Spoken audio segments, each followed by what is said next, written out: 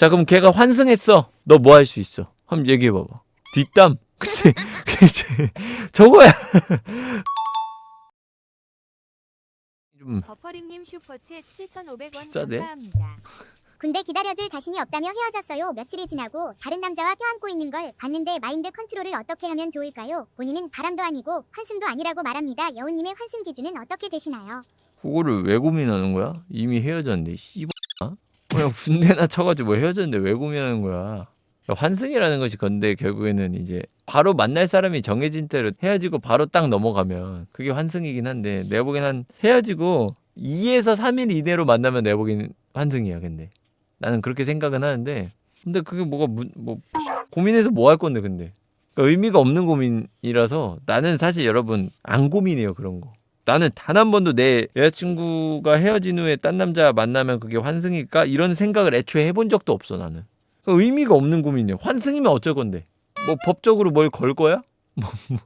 뭐 할 건데? 뭐 아무것도 없는데. 나는 애초에 그런 거를 고민을 애초에 안 해 근데 개인적으로 나는 개인적으로 그리고 있잖아? 만약에 여자친구가 만약 환승했어. 난 그것도 내 잘못이라 생각해요 나는.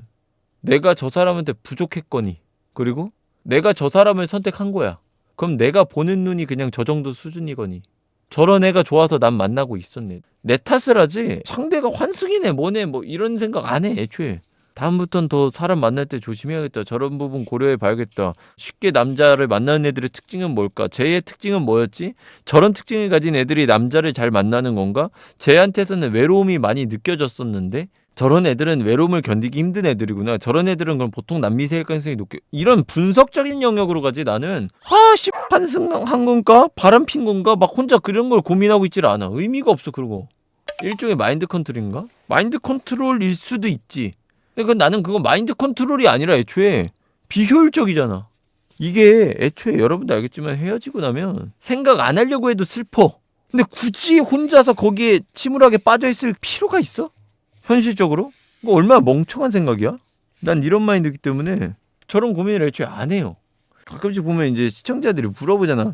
여러분이 환승의 기준이 뭐예요? 난 내가 환승이라는 것에 대한 걸 생각해 본 적이 없어서 기준도 없어요.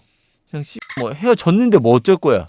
아니 냉정하게 현실적인 부분을 바라보라고. 현실을 너도 볼 수 있잖아. 천년애라서가 아니라 현실을 바라보라고. 현실을 딱 바라봐봐. 네가 만약에 걔가 환승이야. 그럼 뭘 할 수 있어? 얘기해봐. 나는 이게 궁금해. 자 그럼 걔가 환승했어. 실제로 환승했대. 뭐 무슨 기준인지 모르겠는데 환승했대. 너 뭐 할 수 있어? 한번 얘기해봐봐. 뒷담. 그치? 그치? 저거야. 고작 할 수 있는 게 뒷담 이 정도. 그래 이 정도밖에 못한다고. 걔가 환승을 했든 안 했든이 중요한 게 아니야. 할 수 있는 거라고는 저거밖에 없어. 환승을 했든 안 했든 저게 의미가 없다고.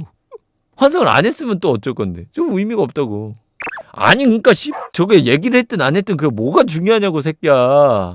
애도 기간이고 뭐고가 아니라 걔가 뭐 개념이 바뀌었을 수도 있지. 근데 뭐 애도 기간이야 뭐 뒤졌어? 아니 근데 애도 기간이고 뭐고 간에 헤어졌는데 걔가 뭐 했는데 그거 어쩔 거냐고. 그게 뭐가 있냐고. 그러니까 걔가 거짓말을 했든 뭐 거짓말을 안 했든 진실을 말했든 뭘 했든 발음을 폈든 뭐 똥이에서 굴렀든 그러니까 네가 뭘 할 수 있냐고. 그러면 걔가 뭔 X라건 네가 뭘 할 수 있냐 이거야.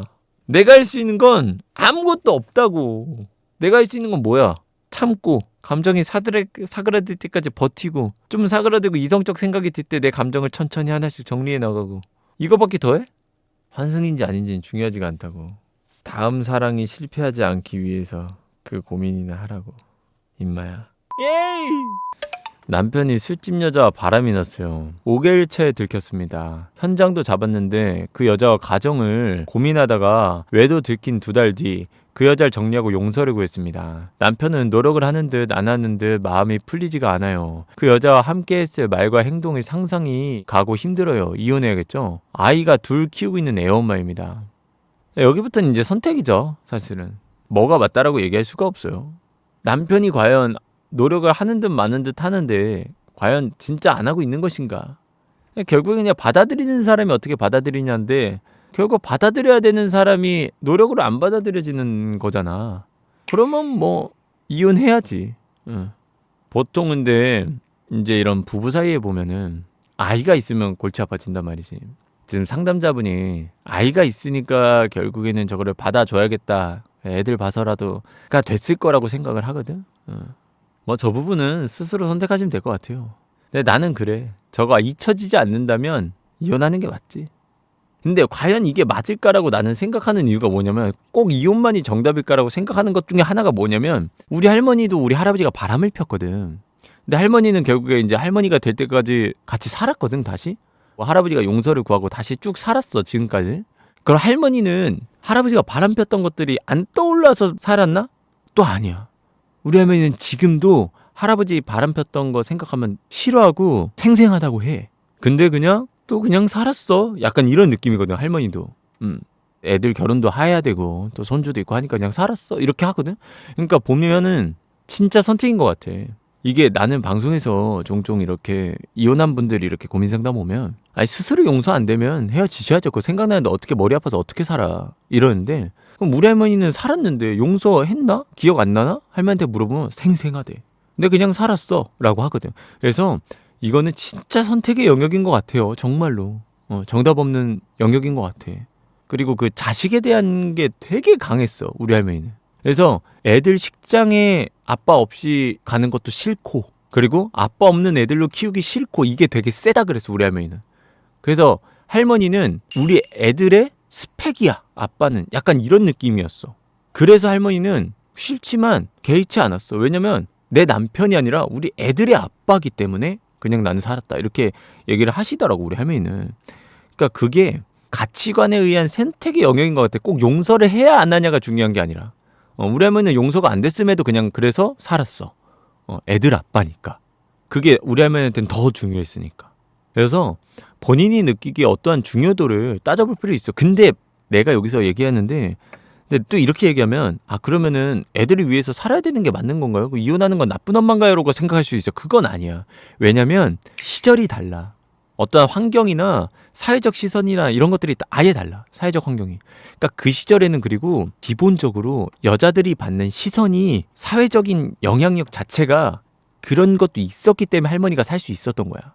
그러니까 지금이랑은 아예 달라. 지금 이혼하는 사람들은 애들을 사랑하지 않아서 이혼하는 거야. 그건 아니야. 우리 할머니는 지금 이혼하는 사람들보다 애들을 더 사랑했기 때문에 살았어? 그것도 아니야. 그래서 나는 그렇게 얘기하고 싶지는 않고 그래서 내가 하는 말은 뭐냐면 용서의 영역이 중요한 것이 아니라 본인의 가치관의 영역이 중요하다.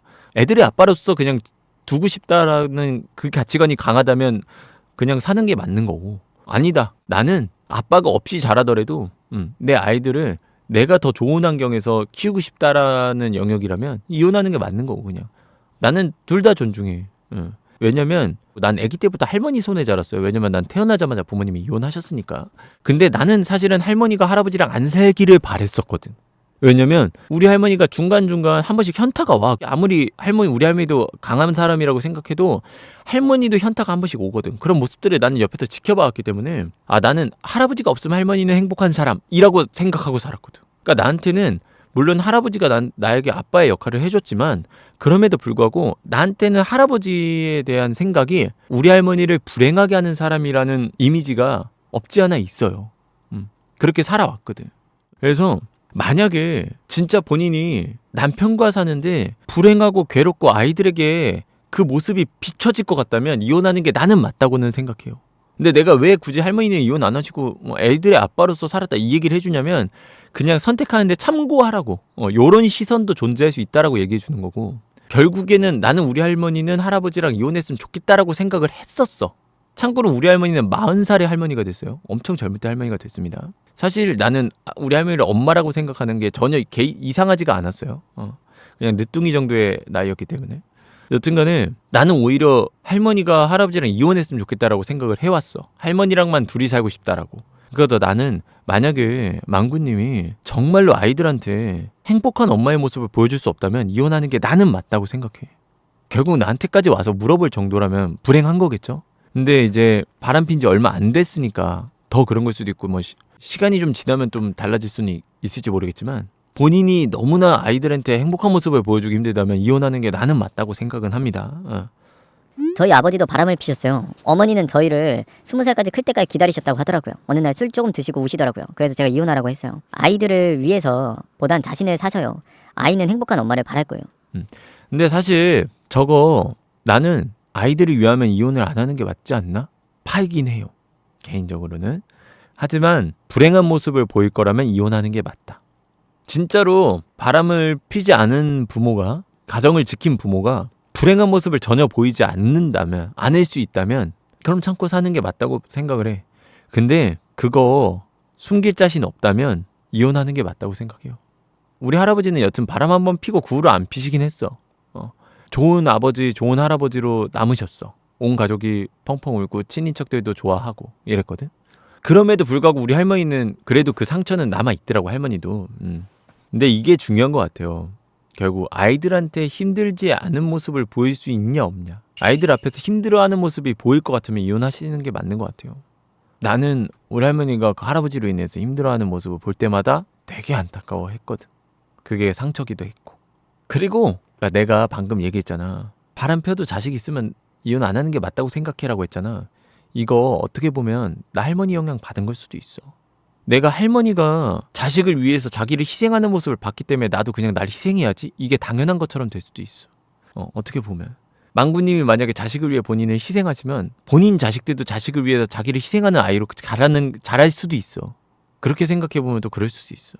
자기를 지켜야 되는데 차라리 강단 있게 자기를 지키는 모습을 보여주는 것도 나쁘지 않을 거라 생각해요. 나는 이게 결국에는 근데 어떤 환경에서 자라든 받아들이는 게 되게 중요해서 걔네가 어떻게 받아들이냐에 따라서 충분히 더 좋은 쪽으로 또 영향을 줄 수 있으니까. 난 지금 내가 할머니의 영향을 받아서 가정을 위해서 나를 희생하는 게 당연한 사람처럼 지금 생각하는 사람일 수도 있어. 이것까지 고려하세요. 내 의견은. 아이 근데 시대가 바뀌었는데 뭘 존나 괴로워하면서 막 피폐해질 정도까지 참아가면서 사냐. 톡 까고 6, 70년대 그 옛날에 그럴 때나 하는 거지. 이혼하면 막 옛날에 막 손가락질 받으면서 막 자식 버린 부모네 이런 소리 듣는 그 시절에나 참고 사는 거지. 요즘 시대가 어느 시대인데 뭐 피폐해지면서까지 뭐 그 살냐.